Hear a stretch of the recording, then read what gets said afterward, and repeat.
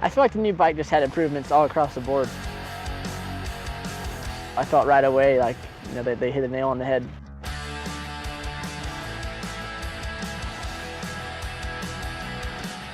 This year, just right out of the box, is just an awesome bike and feels great in all the areas of the track.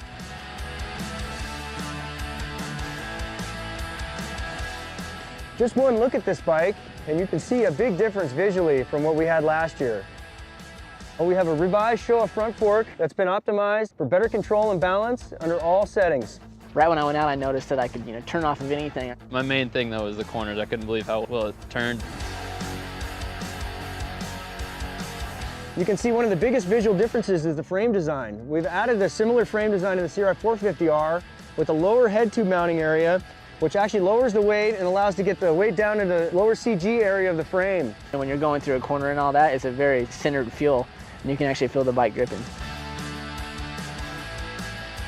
You can see that the lower shock body has now been lowered down to increase that center of gravity and allows the rider to be able to feel and whip the bike. Suspension and chassis is just like, they feel like they're working together very well. The slimness of this bike and the way it feels, and you feel bigger on it and feel like you're in more control. I really like that. Just like the 2013 CRF250R, we've incorporated the twin muffler design. These mufflers are very short and compact, and they allow to move the weight very far forward and very low down. Coming off of jumps, it feels very flickable. I think they did a good job with weight distribution this year. The most noticeable difference is the bottom end hit we get out of it, which I think is due to the dual pipes. Also, we've added a brand new swing arm design.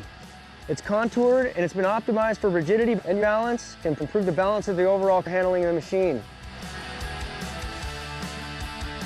Okay, so now moving on to the heart of this bike, let's talk about the engine. It gets a brand new cylinder head design with revised port shape. It gets an all-new high compression piston, and it gets a dual stage fuel injection. And what dual stage means is that the first stage of injection actually shoots fuel to cool the combustion area before the second fuel discharge is optimized for cooling efficiency. I can feel right away with the new injector, all new cylinder work, I feel like they did their homework well. It's not all about one performance attribute of this model. It's about everything. We've come up with a total package for you to be the best racer you can and win races. They went from an already proven bike to an even better bike. With EFI, the new chassis setup, everything's coming together and it's turning into the perfect motocross bike.